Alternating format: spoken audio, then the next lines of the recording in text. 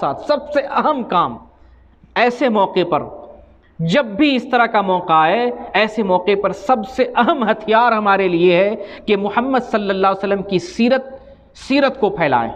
آپ کی سنت کو پھیلائیں، آپ کی تعلیمات کو پھیلائیں، چاروں طرف سے، پوری دنیا سے، دنیا کے کونے کونے سے محمد صلی اللہ علیہ وسلم کی تعلیم ہر جگہ، ہر آن، ہر لمحہ، ہر مقام پر، ہر اسٹیج سے، علماء تقریر کے ذریعہ، لکھنے والے تحریر کے ذریعہ، اور سیاسی رہنما اپنے بیانوں کے ذریعہ، سوشل میڈیا پلیٹ فارم سے، عوام، ہر چہار جانب سے آپ کی سنت کو فروغ دیا جائے، آپ کی تعلیم کو فروغ دیا جائے، بتایا جائے محمد کون ہے۔ جب چہار جانب سے محمد صلی اللہ علیہ وسلم کی محبت بھری باتیں دنیا میں پھیلیں گی، یقین کریں آپ کی باتیں کثرت سے پھیلیں گی، لوگ آپ کو سمجھیں گے، آپ کو جانیں گے، اور آپ کے بارے میں جان کر آپ سے قریب ہونے کی کوشش کریں گے، سمجھیں گے کہ جب یہ شخص اتنا پاک ہے، اتنا اعلیٰ ہے، اتنا اولیٰ ہے، اتنا عرفہ ہے، اتنا عظیم ہے، تو کیوں نہ آپ کی سیرت کو اپنایا جائے، کیوں نہ آپ کی زندگی کو اپنایا جائے۔ یہ ہمارا فریضہ بنتا ہے کہ ہم نبی کریم صلی اللہ علیہ وسلم کی سنت کا پرچار کریں۔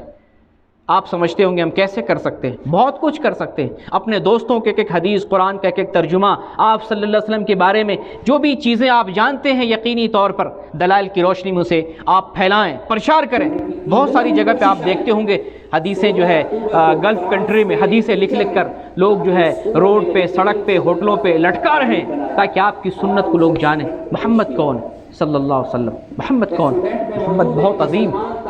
آپ کی اگر سیرت کو دنیا میں پھیلا دیا جائے، آپ کی سنت اگر دنیا میں بکھیر دیا جائے، تو آپ کی سیرت اور سنت کی خوشبوؤں سے دنیا مؤثر ہو جائے گی۔ پھر اسلام سے کوئی بھاگ نہیں سکتا ہے، اسلام سے کوئی نفرت نہیں کر سکتا ہے۔ کمی ہمارے اندر ہے، ہم جوش تو کبھی کبھی دکھا لیتے ہیں لیکن آپ کی سنت کو پھیلاتے نہیں،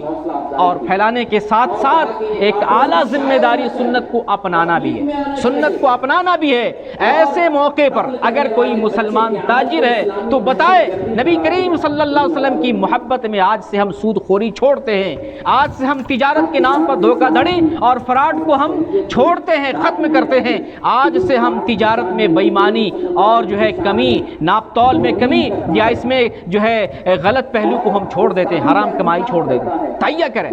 بتائیں کافروں کو، اگر کافروں سے آپ کے تعلقات، معاملات اور تجارت ہے،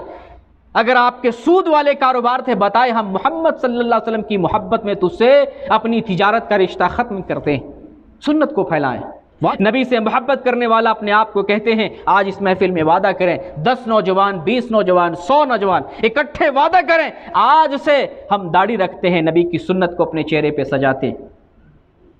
آج سے وعدہ کریں کہ نبی کی محمد میں ہم 5 وقت کی نماز پڑھنے کے لیے آج سے ہم تیار ہیں۔ آج سے وعدہ کریں سماج میں جو مسلم سماج میں جو برائیاں پنپ رہی ہیں، چاہے جہیز کے نام پر ہو، قتل و غارت گری کے نام پر ہو، دہشت گردی کے نام پر ہو، ہم خاتمہ کریں گے۔ نوجوان کا ایک طبقہ مل کر یہ وعدہ کرے، یہ عہد کرے۔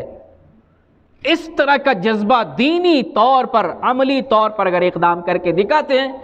دشمن کانپ جائے گا، ڈر جائے گا۔ گو کہ ہماری تعداد کم ہے لیکن اسلام سچا ہے، اس کے اندر سچائی، اس کے اندر حقانیت ہے۔ ہمارے حالات کو دیکھ کر یہ لوگ ڈر سکتے ہیں، تعداد گرچہ کم،